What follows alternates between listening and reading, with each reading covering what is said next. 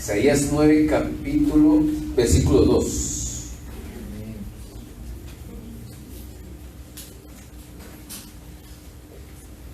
El título ahí de Isaías dice: nacimiento y reinado del Mesías. Vemos en el nombre del Padre, del Hijo y del Espíritu Santo. Vemos, Señor, que tu presencia, Señor, esté aquí, Señor. Que nos guíes a toda la verdad, que me enseñes, que nos muestres los misterios del reino de los cielos, en el nombre de Jesús. El título de la enseñanza es el reino de los cielos. ¿Cuántos conocen el reino de los cielos? ¿Han escuchado? ¿Qué imagen tienen del reino de los cielos? Y vamos entonces en el libro de Isaías a ver qué luces nos da. Dice: el pueblo que andaba en tinieblas vio gran luz. A los que moraban en tierra de sombra de muerte, luz resplandeció sobre ellos. Y pasamos rápidamente al versículo 6. Porque un niño nos ha nacido, hijo nos ha sido dado, y el principado sobre su hombro. Se llamará su nombre admirable consejero, Dios fuerte, Padre eterno, príncipe de paz.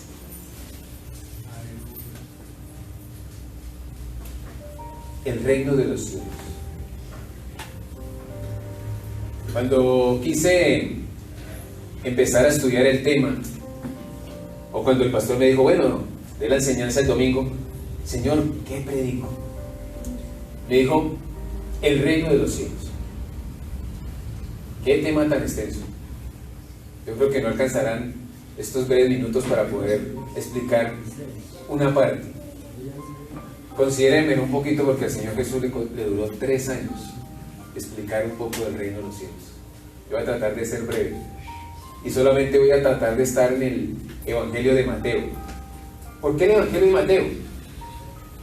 Él se apasionó por el reino de los cielos, el Evangelio de Mateo. En otros van a encontrar otras denominaciones, otro nombre, pero Mateo algo le cautivó, el reino de los cielos. De pronto sería en el momento que Jesús, como dice ahí en Mateo 4:17, aquellos que estuvimos leyendo juiciosos el libro de Mateo, ya vamos en Marcos, voy a tratar de hacer un breve resumen de todo Mateo. Mateo 4:17 dice: desde entonces comenzó Jesús a predicar y a decir: arrepentíos, porque el reino de los cielos se ha acercado. Arrepentíos. ¿Qué es arrepentimiento? Es volverse a Dios, es cambiar vuestra manera de pensar, convertirse, cambiar de actitud, abandonar el pecado. Invita a un cambio radical de actitud respecto del pecado. Entender que lo que yo estoy haciendo está ofendiendo a Dios y que debo arrepentir. Cuando yo me arrepiento, entonces ahora tengo que entender lo otro, que el reino de los cielos se ha acercado. ¿Cómo se acercaría el reino de los cielos? Entonces vamos a estar un poquito en historia. ¿A quién le gusta la historia bíblica? Antes de que viniera el Señor Jesús, o cuando llegó el Señor Jesús acá a la tierra, conocíamos esta parte: las Sagradas Escrituras y los profetas. Por eso les leía Isaías. 760 años antes de que naciera Jesús, ya se estaba profetizando que iba a venir un hijo, un amado, un rey, un Mesías. ¿Cómo se acerca ese reino de los cielos? Primer acercamiento. El reino de los cielos, entonces entendemos que está Dios Padre, Hijo, Espíritu Santo, ángeles y arcángeles. Entonces envían a un ángel a hablarle a una humilde mujer, a María. Salve, muy favorecida eres, bendita tú de todas las mujeres, bendito el fruto de tu vientre. Vas a concebir aquel que todos los profetas han dicho. Vas a concebir al Mesías. Le pondrás por nombre Jesús, Le llamarán Emmanuel, Dios con nosotros. Se acercó el reino de los cielos a una mujer. ¿Cómo debe contestar la humanidad? Lo dijo María: hágase con tu sierva, como has dicho. Eso debemos ser nosotros para el reino de los cielos. Cuando el Señor nos diga algo, debemos decir: he aquí al siervo del Señor. Estamos para servir. ¿Qué quieres que yo haga? Eso hizo María. No se preocupó por, de pronto no tenía planeado tener un embarazo. De pronto no tenía planeado comenzar ya esa etapa. De pronto quería disfrutar un poco de tiempo más de noviazgo con José, ¿sí? Ir de luna de miel por toda Samaria. Vamos a ir a Egipto, vamos a ir vamos a conocer las pirámides, ¿no? Ella dijo: no, hágase con tu sierva. Fue obediente a la voluntad de Dios.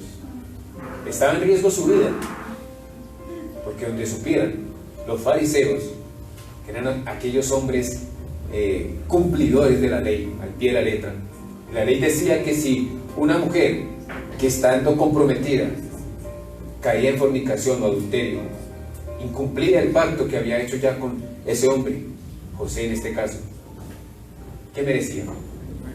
Muerte, apedrear. Ella dijo: no, hágase con tu sierva. Entonces, ¿qué pasa en ese momento? El reino de los cielos se acerca. Ella acepta la voluntad de Dios.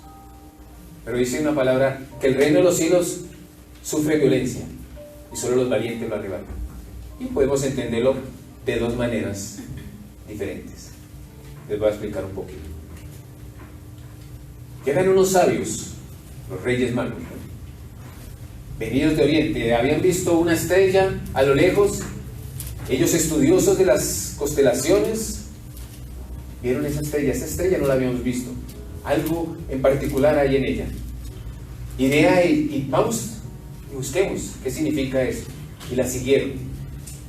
Cuando llegaron allá a la tierra de Judea, llegaron a donde el rey Herodes. Mateo 2. Cuando Jesús nació en Belén de Judea, en días del rey Herodes, llegaron del oriente a Jerusalén unos sabios preguntando: ¿dónde está el rey de los judíos que ha nacido? Pues su estrella hemos visto en el oriente y venimos a adorarlo. No perdamos de vista el reino de los cielos. Pero ¿qué reino estaba en ese momento en la tierra? Había un reino terrenal y un reino diabólico. ¿Por qué? Porque existía en ese tiempo, en el tiempo de Jesús, ya un imperio romano que estaba gobernando. ¿Quién gobernaba? Octavio, conocido como Augusto César. A fin de mantener la paz y la tranquilidad en sus territorios, Roma actuaba generalmente con cautela, sin presionar excesivamente a la población sometida y sin forzar a cambiar sus propios modelos de sociedad ni sus costumbres, cultos y creencias religiosas. Entonces Roma domina, pero deja libertad un poco ahí a los judíos que hagan como ellos quieren. ¿Qué hicieron ellos? Una autoridad también ellos. ¿Cuál era esa autoridad? Eran los sumos sacerdotes, eran los fariseos, eran los saduceos, eran aquellos que gobernaban, que tenían el conocimiento de las promesas, pero algo estaban haciendo mal, estaban enseñando mal al pueblo, tanto que en el reino de los cielos se preocuparon. ¿Qué pasa? Ya no, como que hay un censo, ¿sí? Oiga, ¿no volvieron a entrar nadie más? ¿Qué pasaría con los justos en la tierra? Y Jesús vino a decirles: ustedes ni entran ni dejan entrar con sus leyes. Ustedes están obstaculizando que la gente entre al reino de los cielos con sus leyes, con su forma de pensar, con su forma de actuar, porque dicen que buscan a Dios. Con sus labios creen que me están honrando, pero su corazón estaba lejos de ellos. Ellos quisieron tomar el poder del gobierno. Entonces Herodes, que era el que gobernaba en ese momento, y escucha que estos sabios le preguntan: ¿dónde está el rey de los judíos? Y empieza a ver esa violencia entre el reino de los cielos y el reino de las tinieblas. Herodes, en su orgullo, en su vanidad, en sus ansias de poder, no podía creer que, ¿cómo así? Ya nació otro rey. O sea, que a mí, ¿qué me va a pasar? Me van a quitar mi trono. Entonces mandó llamar a aquellos escribas y maestros de la ley y le dijeron: en Belén de Judea, porque así fue escrito por el profeta, y tú, Belén, de la tierra de Judá, no eres la más pequeña entre los príncipes de Judá, porque de ti saldrá un guiador que apacentará a mi pueblo Israel. Mateo 2, 6. Le estaban mostrando con las escrituras que era cierto, que había nacido el rey de los judíos, que iba a nacer en Belén. ¿Creyeron? No creyeron. Se fueron estos sabios y otra vez el reino de los cielos trabajando. Y un ángel, por visión, a José y a los sabios les dice: huyen. No se vuelvan a decirle a Herodes dónde fue que encontraron al niño, porque Herodes dijo: vayan y búsquenlo, que yo también quiero ir a adorarlo. Pero era otra la intención de él, era matar al Mesías. Y a José le dice: huye a Egipto, coge al niño y a la mamá y huyen a Egipto. Y mueren ahí todos los niños menores de 2 años. El reino de los cielos sufriendo violencia. Herodes tratando de cogerlo a la fuerza, matando a todos los niños para que no le quiten a él el poder. Satanás moviéndose también ahí, que no le quiten la autoridad, porque recuerden que el príncipe de este mundo se llama Satanás, pero el rey de reyes es Jesucristo. Amén. Pero él vino, ¿qué? Humilde. No vino a contender, no vino a forzar las cosas, vino a que se cumpliera la escritura. Entonces Mateo se especializa en paso a paso, en capítulo tras capítulo, en mostrar que las escrituras se estaban cumpliendo. Se cumplieron en la genealogía, que él venía como descendiente del rey David. Se cumplió en el nacimiento. Se cumplió en que venían unos reyes magos. Se cumplió en la huida a Egipto.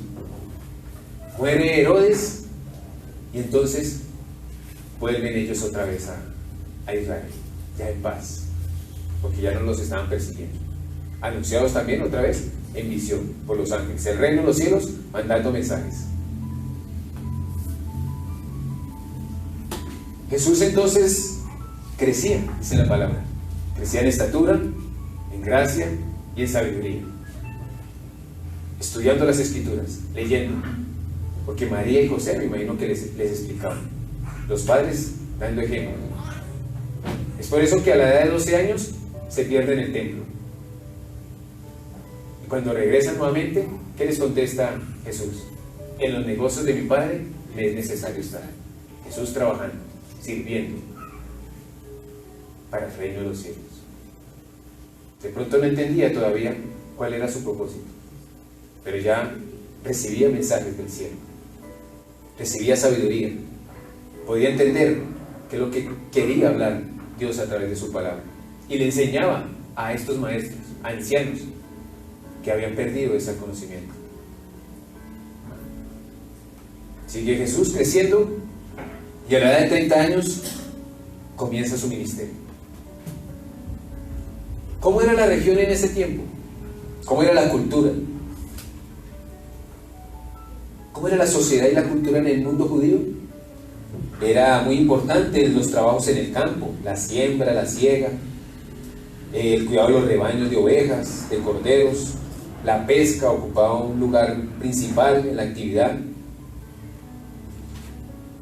Junto a esas profesiones se ejercían también otras de índole artesanal: perfumistas, tejedores, curtidores, carpinteros, alfareros, fabricantes de tiendas de campaña, también servidores domésticos, comerciantes, banqueros, cobradores de impuestos, como fue Mateo el que llamó Jesús.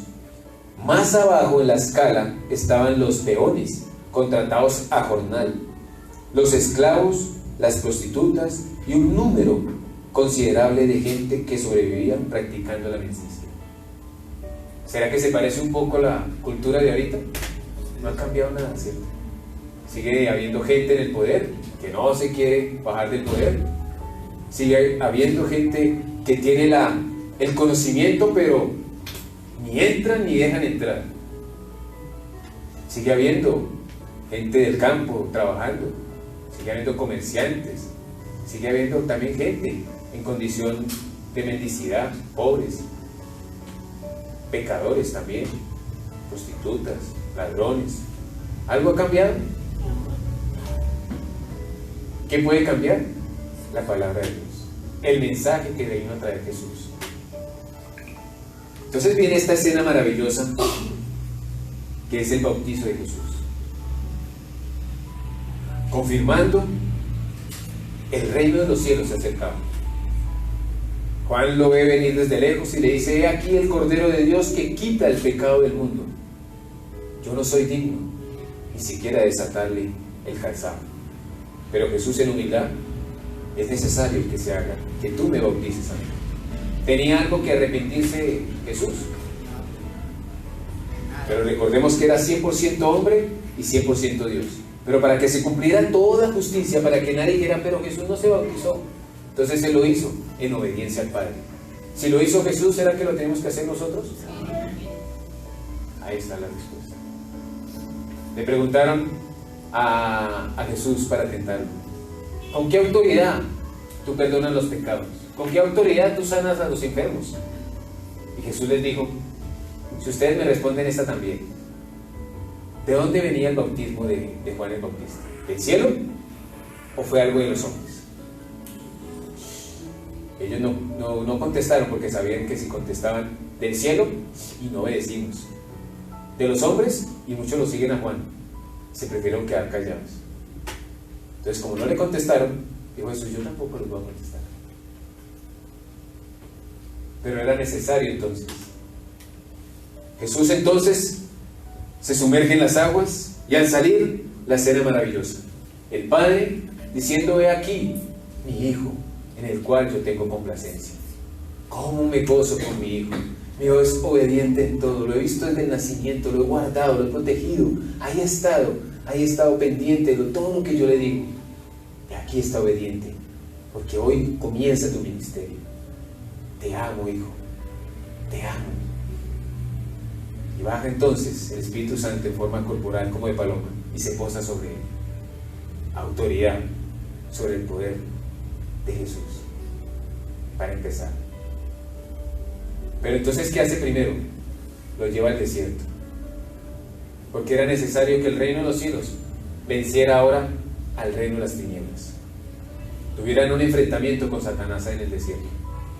A través de la palabra lo venció Jesús en el desierto, hasta cuando ya en la tercera le dijo: vete, Satanás. Entonces comienza Jesús a predicar: arrepentidos, porque el reino de los cielos se ha acercado. En Mateo se encuentran 5 sermones de Jesús, con otras señales y milagros que también hizo él. Pero Mateo quiso enfatizar mucho en esas enseñanzas. ¿Y cuáles eran esas enseñanzas? Acerca del reino de los cielos. ¿Quiénes son los que van a entrar al reino de los cielos?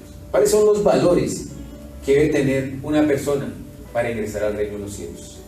Vamos a ir entonces al primer sermón, que está en Mateo 5, desde el versículo 3, que son las bienaventuranzas.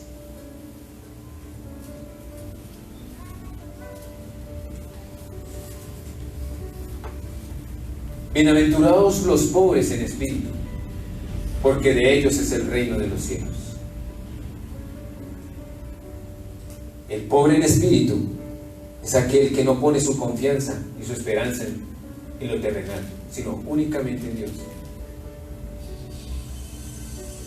Que por el hecho de yo estar predicando acá, yo no me crezca, porque en el reino de los cielos el más grande debe ser el más pequeño, y el más pequeño es el más grande en el reino de los cielos. primero será último y el último. Correcto. Y yo siempre debo tener ese anhelo de saber más, de conocer, de escudriñar. Como les decía, hay mucho que hablar del reino de los cielos, pero los invito a que ustedes también lean, busquen, porque hay tesoros acá escondidos para ustedes. Bienaventurados los que lloran, porque recibirán consolación. Bienaventurados los mansos, porque recibirán la tierra por heredad. Bienaventurados los que tienen hambre y sed de justicia, porque serán saciados. Bienaventurados los misericordiosos, porque alcanzarán misericordia. Este es hermoso. Bienaventurados los de limpio corazón, porque verán a Dios. A Moisés no se le permitió ver a Dios. Él quiso, déjame verte. Y Dios le dijo, no, verás mi espalda. Pero aquí recibimos una promesa del Señor Jesús. Si guardo mi corazón, si soy limpio de corazón, si soy sincero, si no hay malicia, si no hay doblez en mi actitud para con Dios y con mi prójimo, veré a Dios. Verlo en sus bendiciones, verlo en esta tierra y en la gloria venidera. Bienaventurados los pacificadores, porque serán llamados hijos de Dios. Este no le gusta a muchos.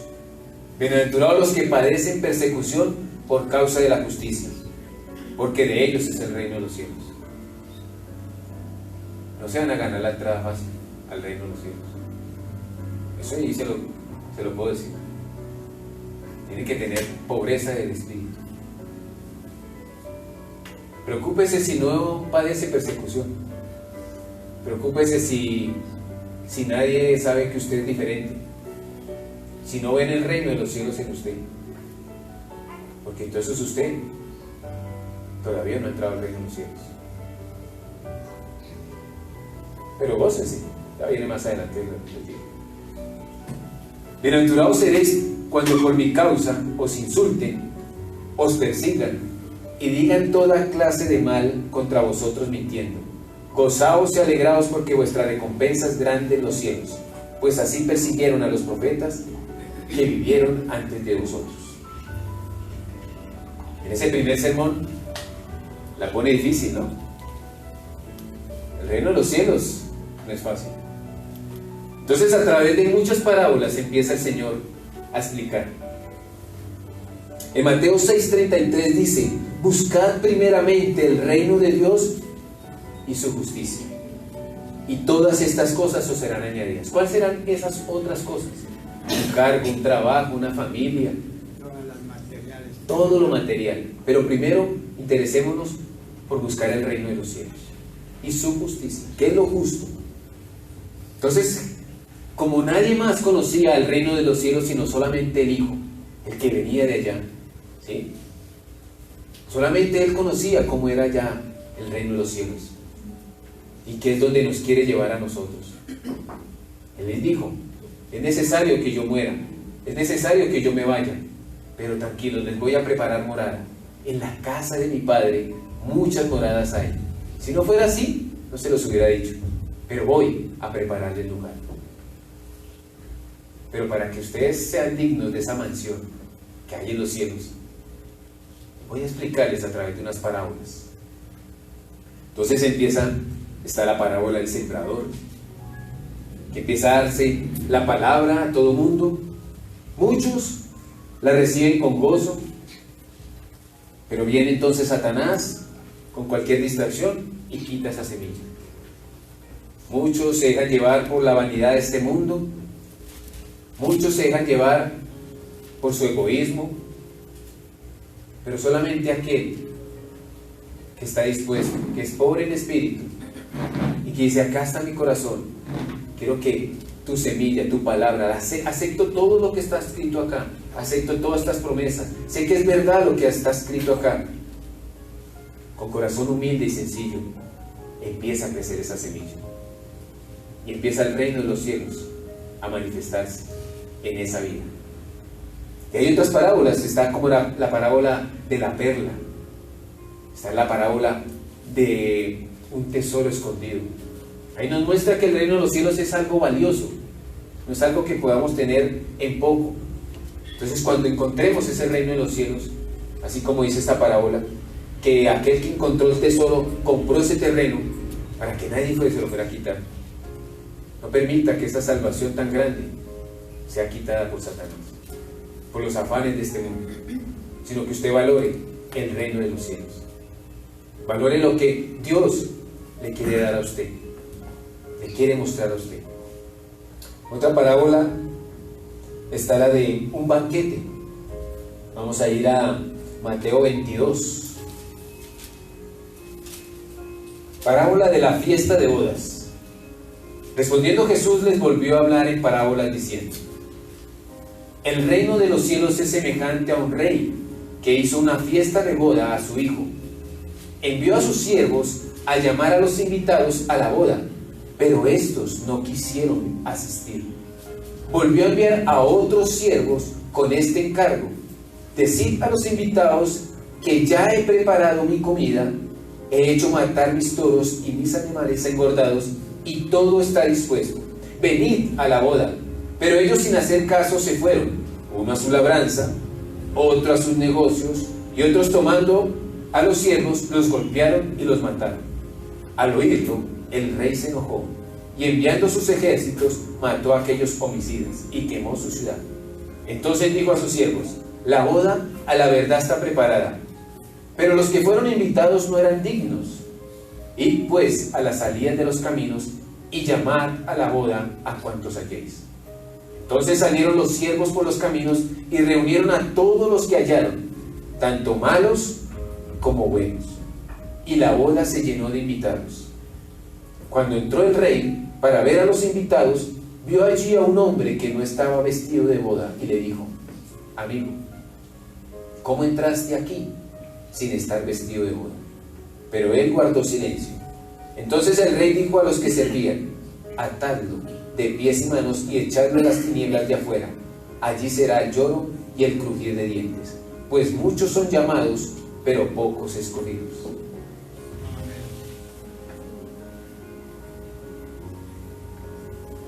Entonces muestra que el reino de los cielos es para pocos. Bienaventurados los pocos. Que Dios tenga misericordia por aquellos que han rechazado la palabra de Dios, por aquellos que han puesto por encima sus obligaciones, sus intereses, y no han querido prestar atención al llamado que hace el Señor, para que vengan y asistan. Lo explicó también con otras parábolas, como el trigo y la cizaña. Es necesario que crezcan ambos. No es solamente que tú ya recibas el mensaje del Evangelio, del reino de los cielos, y ya pidas: no, ya me quiero ir para el cielo. De pronto te va a tocar vivir un buen tiempo acá en la tierra, pero cuídate de la cizaña. Cuídate de que seas aquella persona que después sea cortada y no entre al reino de los cielos. Cuídate de estar vestido para la ocasión, como lo dijo también en la parábola de las vírgenes: 10 prudentes, 5 prudentes y 5 insensatas. Siempre estar preparados, porque no sabemos en qué momento nos vaya a llamar el Señor a cuentas. Nadie tiene aquí la vida comprada, nadie. Entonces, para el día que nos llame el Señor, estemos preparados, y no nos diga acá como el Señor: ¿quién te invitó? Tú no te vestiste de santidad, tus ropas no fueron limpiadas con la sangre del Cordero. ¿Aceptaste a Jesús cuando estuviste en vida? ¿Escuchaste el mensaje? ¿Reconociste al Señor como tu único y suficiente Salvador? ¿Entiendes que no son las riquezas las que te van a llevar? ¿Que esto no se compra? Aquí solamente se entra por gracia, por el favor de Dios. Cuando tú recibes esa autoridad y ese poder del Espíritu Santo, entonces tú vas a empezar a caminar en santidad, en obediencia, en integridad, para que tú estés vestido para la ocasión. Entonces, ¿quiénes entrarán o verán el reino de los cielos? Solo aquellos que hagan la voluntad de Dios, aquellos que se hacen como niños, aquellos que nacen de nuevo, aquellos que son prudentes y sensatos, humildes. Qué necesario es nacer de nuevo. Dicen, si no nacieres de nuevo no podrás ver el reino de los cielos. No podrás entender de qué se está hablando acá. En Mateo 25:34, un poquito más adelante ahí.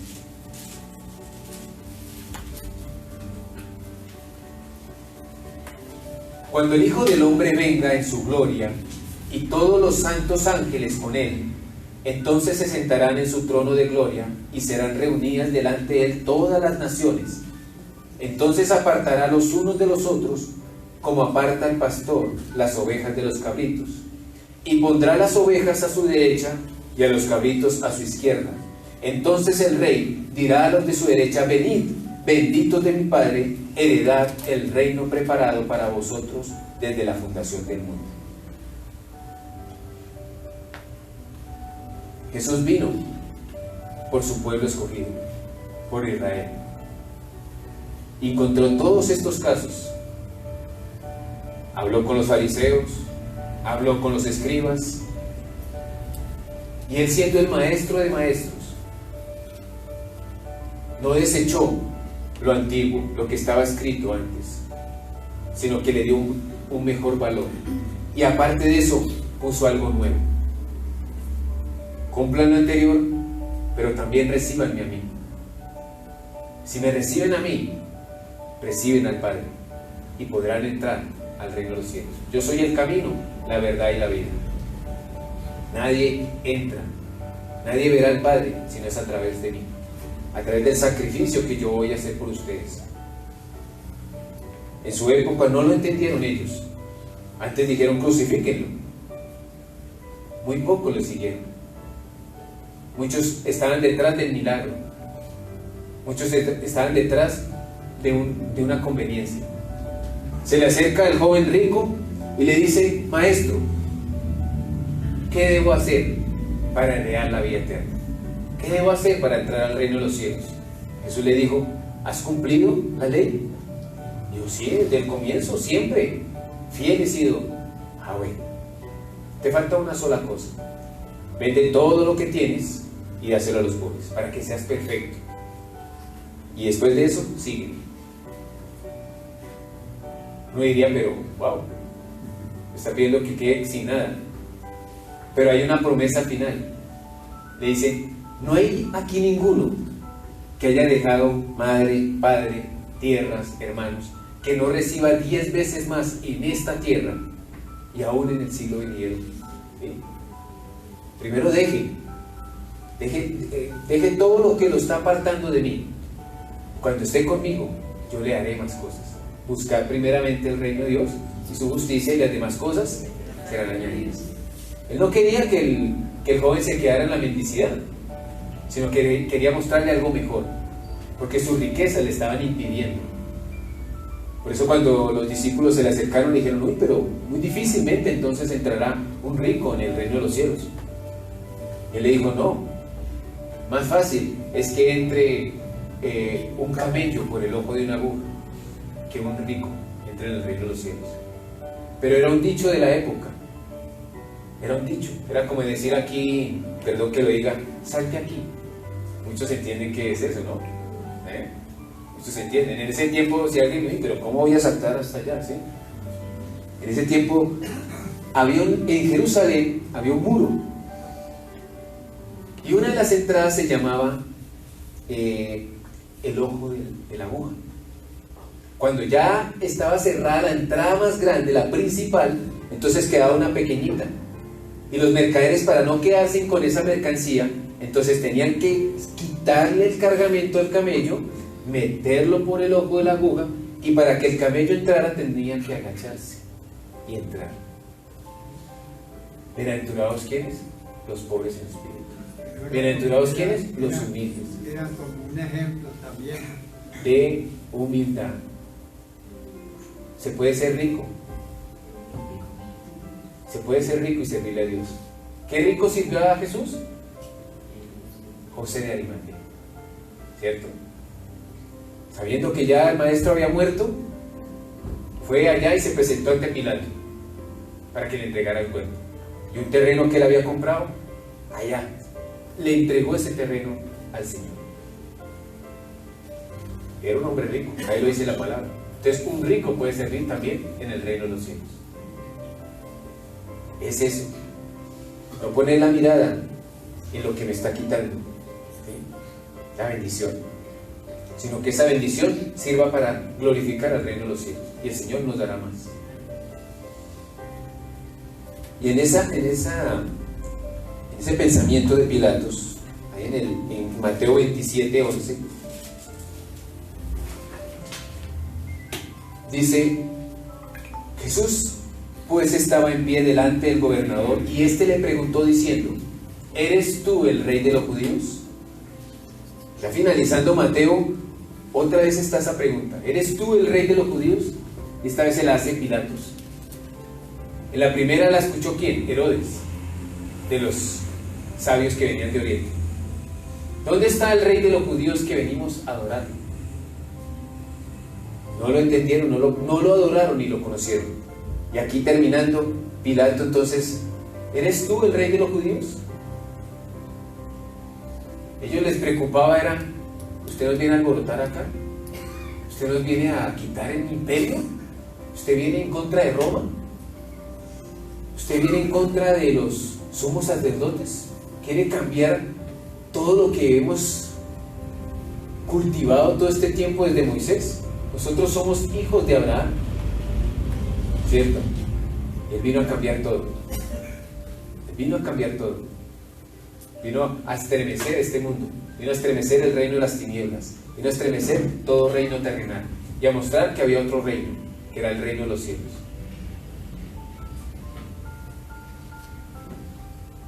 Y es en esa parte, es en entender eso, que Él vino fue por los enfermos, no por los que estaban sanos. Él vino por los pecadores, porque muchos no creyeron en Él. El pueblo no creyó en Él. Muy pocos. Aún vino. Está el caso de la mujer cananea: si tan solo tocar el borde de su manto, seré sana, seré salva. Y Jesús, cuando sintió que poder salía de Él: no es bueno que yo dé estas bendiciones a otros que no son del pueblo escogido de Dios. El pan es para los hijos. Pero ella contestando: aún los perros comen de las migajas que caen de las mesas de sus amos. Él vino por todos ellos, aquellos que los fariseos, los saduceos, los escribas los tenían como ahí, apartados, los tenían apartados. Entonces Jesús vino a dar entrada. Yo soy la puerta. Yo soy la puerta de las ovejas. Entren por mí. Y vino a llamar: tú que robabas, ya no robes más, sino que con tus manos haz lo que es justo. Tú, si eres una mujer prostituta, deja de hacer eso. Vete y no peques más. Te doy sanidad, pero también te doy salvación. A los discípulos les dijo, los preparó y les dijo: vayan y prediquen este evangelio, estas buenas nuevas, arrepentidos porque el reino de los cielos se ha acercado. Que comience a reinar en mi corazón, no como algo a futuro, sino desde ya. Y eso lo entendió aún en su último momento en la cruz el malhechor que estaba a este lado. Había hecho cosas malas. Aún en el momento de la crucifixión dice que ellos dos estaban insultando a Jesús. Le decían: si eres el Hijo de Dios, bájate de esta cruz, sálvate y sálvanos a nosotros de una vez. Pero en un acto del Espíritu Santo, porque el Espíritu Santo es el que convence de pecado. Convence de pecado, de justicia y de juicio. De pecado, por cuanto hemos pecado, porque nos hemos apartado de Dios. Este pueblo de labios me honra, pero su corazón está lejos de mí. Entonces, en ese momento de agonía también reconoce y dice, nosotros, le dijo al otro malhechor, haciéndolo caer en cuenta, él estaba predicando, nosotros a la verdad merecemos el castigo que estamos recibiendo ahorita, por nuestros actos, por lo que hemos hecho, pero este a la verdad no ha hecho nada malo. Reconoció en él a un hombre justo, reconoció en Jesucristo al Cordero de Dios, lo reconoció como Mesías, lo reconoció como Salvador, como Rey, porque dijo, Señor, acuérdate de mí cuando comiences a reinar. Pero lo que no entendía era que ya estaba Jesús reinando, que Él es Rey. Él no dijo, acuérdate de nosotros, sino de Él solo. Acuérdate. Porque la salvación, muy bien hermano, la salvación es personal. Mi hija no se salva porque yo esté predicando acá. Mi hija se salva porque le honra a Dios. Y aún a mi hija le he dicho, cuando yo esté ocupado acá, le voy a contestar como Jesús le contestó a María José. En los negocios de mi padre me es necesario estar. Estoy ocupado ahorita. Ella tiene que entender que primeramente soy servidor de Dios. La amo. Deseo lo mejor para ella. Y le voy a mostrar el camino. Pero ella tiene que tomar la decisión. Mi esposa tiene que tomar la decisión. Mi mamá tiene que tomar la decisión. Mis hermanos tienen que tomar la decisión. Por el momento, como dijo el malhechor, acuérdate de mí, Señor. Acuérdate de mí cuando comiences a reinar. Y ahí está la promesa del Señor. Hoy estarás conmigo en el paraíso. La salvación es inmediata. Arrepiéntase. Y el reino de los cielos se va a acercar a usted. Si no se arrepiente, el reino de los cielos no se va a acercar. Si usted se arrepiente, ahí va a tener salvación. Ahí va a tener usted ya la promesa.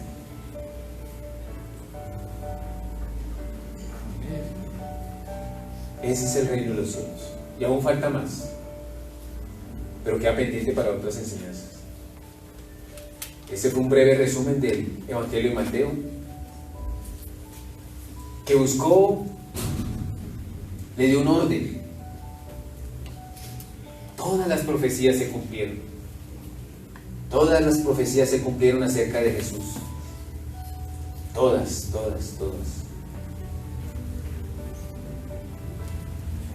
Pero vienen más. Vienen más promesas. Tenemos es que nosotros escudriñar, buscar esos tesoros, buscar esas perlas. Que nuestra fe sea como esa semilla de mostaza. Que nosotros aprendamos a perdonar. Porque dice Jesús, el reino de los cielos es semejante a un hombre que debiendo mucho, a un hombre poderoso, aunque se humilló, se arrepintió, pidió perdón, el hombre poderoso le perdonó la deuda. ¿Será que nosotros no le debemos a Dios? ¿Será que somos deudores? Y Él nos perdona. Jesucristo, a través del sacrificio en la cruz, te perdona, te redime. Quedamos en ceros.